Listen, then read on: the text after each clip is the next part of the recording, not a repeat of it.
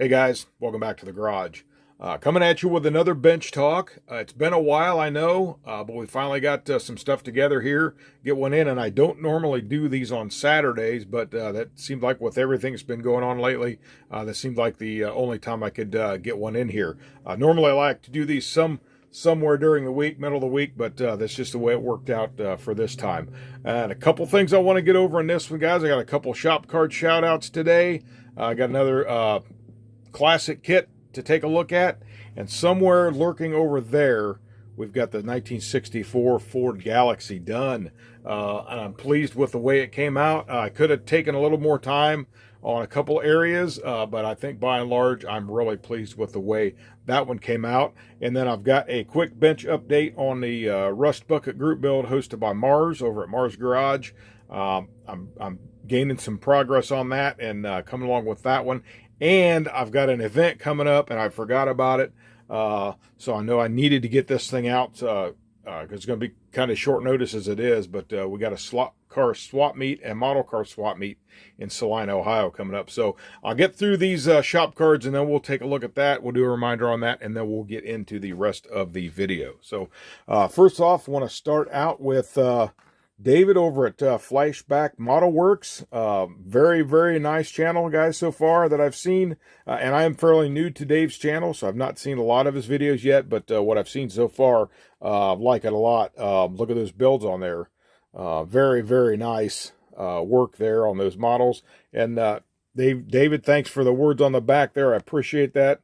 And if you guys have not checked them out, please go over there and do so. The links to both of these guys' channels will be in the description of the video. So make sure you go over there and check them out, support them, subscribe, like, all the good stuff on there. So David, thank you for that card. I appreciate that so much.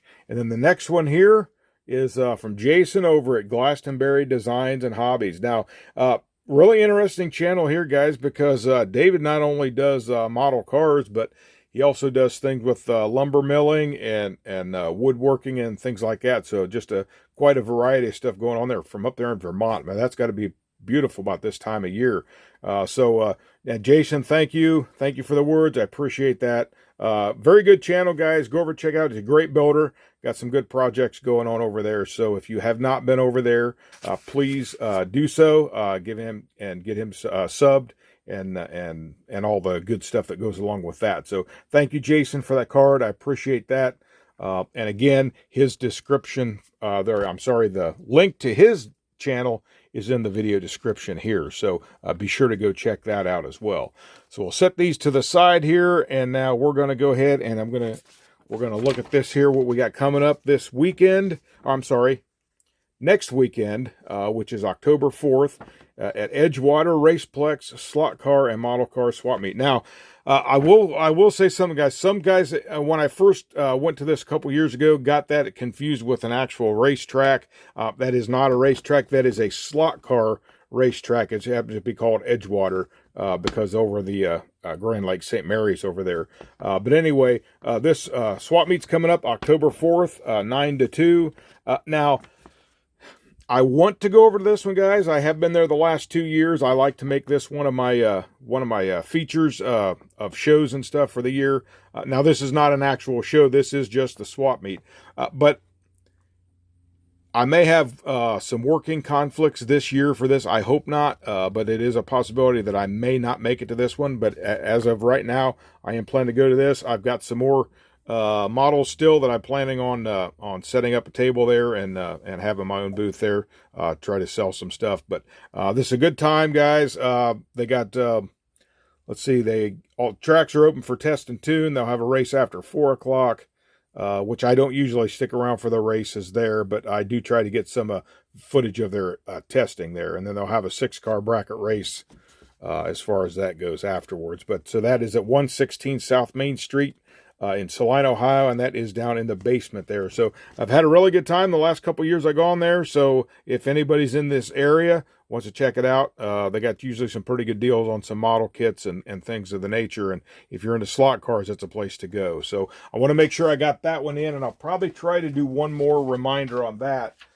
before that actually rolls around. So moving on here, guys, we got us a classic kit here. Now, I did. I didn't call it vintage. I mean, some people get hung up sometimes, I think, on the word vintage and maybe classic. Vintage, we tend to think of 50s, 60s, maybe early 70s like that. But this is from 1998, but it's 27 years old or so. So it's definitely a classic kit, at least here on this channel. So we're going to take a look at this one real quick, guys. I found this at a flea market, local flea market here, and I liked this one especially. Now I know one of these for sure. Matter of fact, I got a build example here that I'm going to show you here in just a second. But I like this because I like the box art, and this is older style box art. And according to ScaleMates, I did a little research this time. I was actually a little prepared. How about that? So it looks like the original release of this for this box art configuration was 1976. And then this box art obviously is 1998.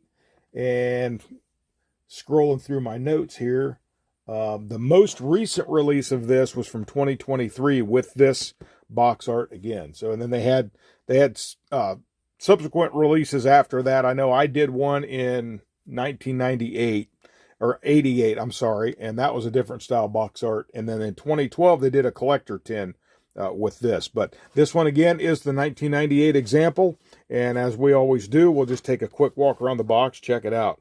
I like that old look. Looks like a factory original there. And then just you can build it stock or street/show custom.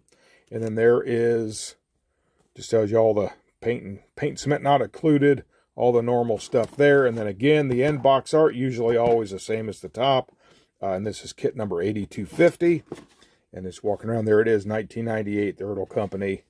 And then it was when it was out in Dyersville, Iowa. And then just some of your custom parts. And there's that 6-cylinder. I've got a couple 2 barrels on there that you could do it that way. So we'll just crack this open real quick. Again, this is in the bag, sealed inside. So again, not a full review. We're just going to take a look what comes in this kit here.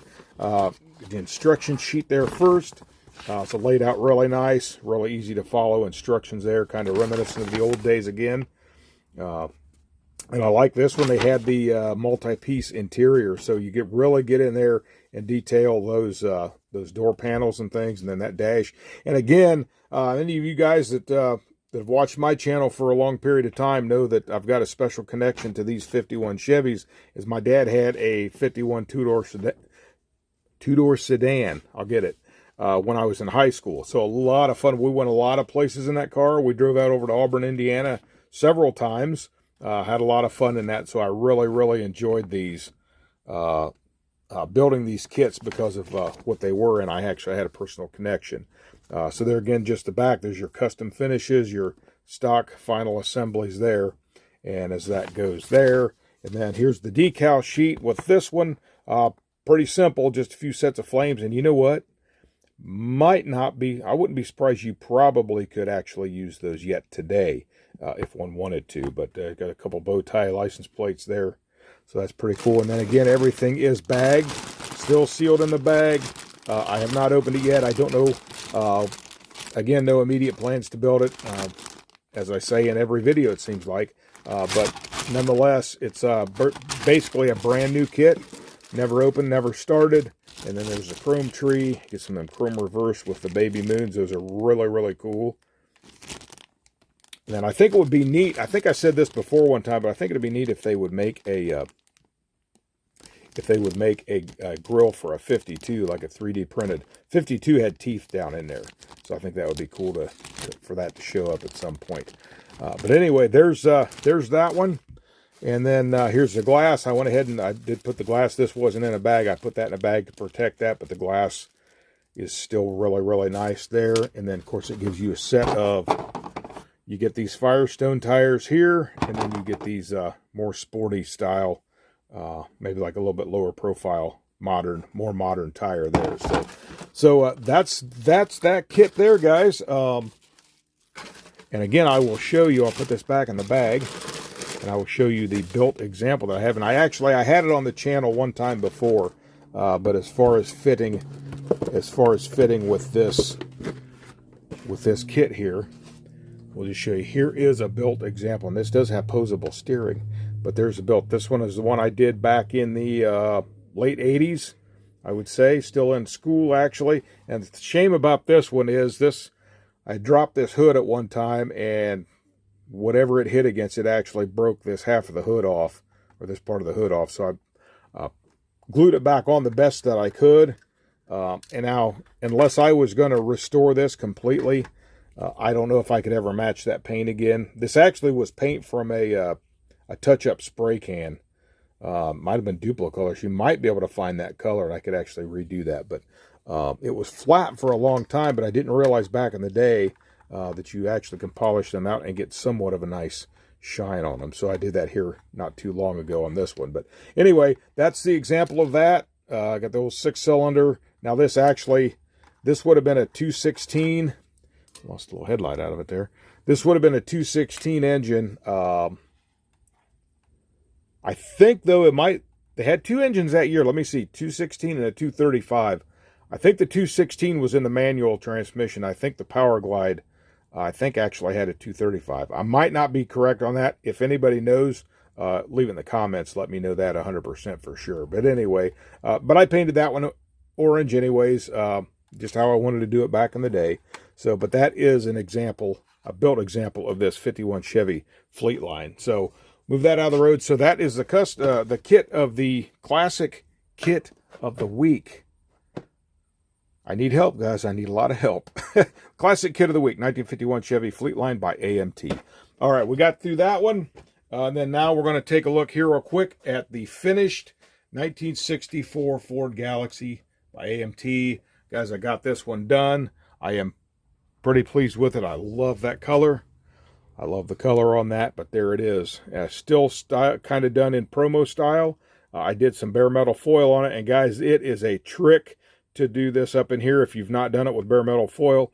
I almost gave up and ended up going with, back here where it focused, back with the chrome pen, but in a way I'm kind of glad I didn't do the whole chrome pen, because when I got to doing this, I did this with the chrome pen here, and it actually wrinkled a little bit, but I'm like, that's the way it goes. I'd been working on it long enough, and I think it turned out well anyways. Now this has the 1K clear on it, and that has not been, I might have did a quick polish on that, but it come out, it's got a little bit of orange peel in it, and I had a spot up here on the hood, right about here, and I just kind of did some work on it before I cleared it, but I thought, it doesn't stand out that bad, and for what it is, we'll just go ahead and get it clear coated, and it came out, I think, pretty nice. And I like that kit gives you headlight decals, and I think that really gives the look, and you can see it's got the pattern on there. And they use the right setting solution that just settles right in over those molded in headlights, so it comes out pretty nice. So I did use the 1964 license plate on the front, and it's got the Galaxie there on the grill decal, and then I just highlighted these back there. I just highlighted the Ford letters on the hood, and then coming around to this side again, we got the dual checkered flags there, which was probably, I don't know if that'd represent a 390 in this. Not 100% sure, guys. I don't know the Fords that well. Now, I did have a mishap on this. I was wet sanding it out and cleaning it up in the sink in the house, and it started to drop on me, and I caught it with my leg, and it actually busted this A-pillar here. But I got it glued back together, super glued together, and fortunately with the chrome on there, it really doesn't even stand out. Probably wouldn't even notice if it didn't point it out. But this is a mixture of chrome foil and Molotow pen. Again, for some reason, it just caused that little bit to wrinkle right there. But, that it is what it is. And then there's the back end. I use a Florida license plate from the kit. And then I think yes, that's a decal there as well. So it's nice that they give you those decals, and then just touched up or highlighted the taillights a little bit there. So come out pretty nice there. And then, of course, there is the bottom side. I think I've showed you that the last time. Very, very nice. Like I said, I tried to leave it that promo style. It's got the screws in it.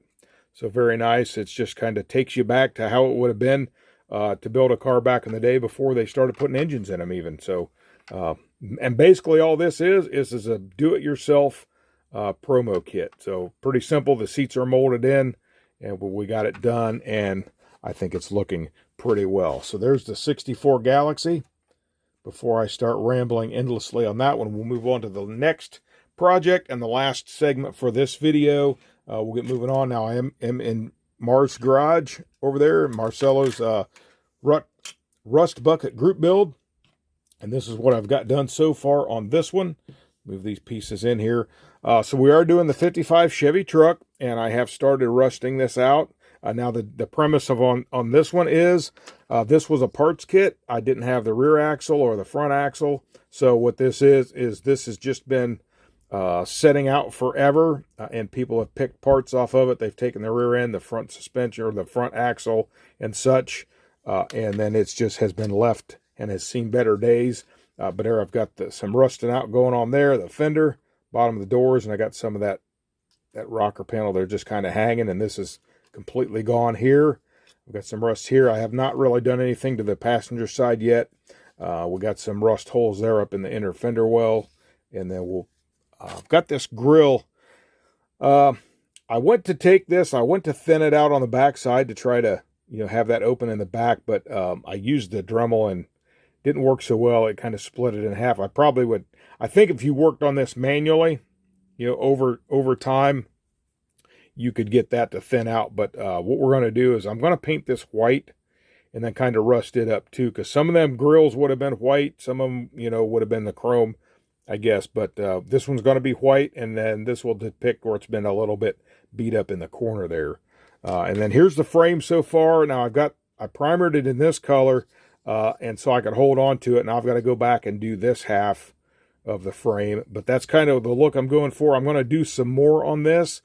This was just initially getting started, and this was with these three acrylic colors here, which is your marigold, your burnt sienna, and then your traditional burnt umber there. So this is with not as much on this one because I didn't want to really go for that look on the frame.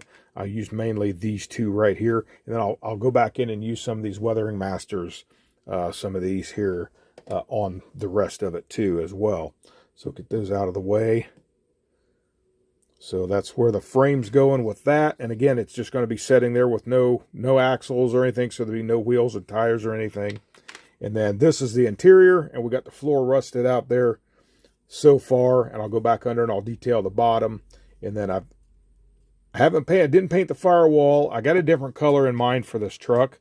I got like a flat red that I'm going to use. So I don't know if I want to use that on the firewall or just another color on that. We'll see when we get that far. But the inner fender wells on a lot of those sometimes may have been black. They could have been, at this point, for the way this truck is, it could be whatever someone has done to it over the years. But it's going to be a truck that's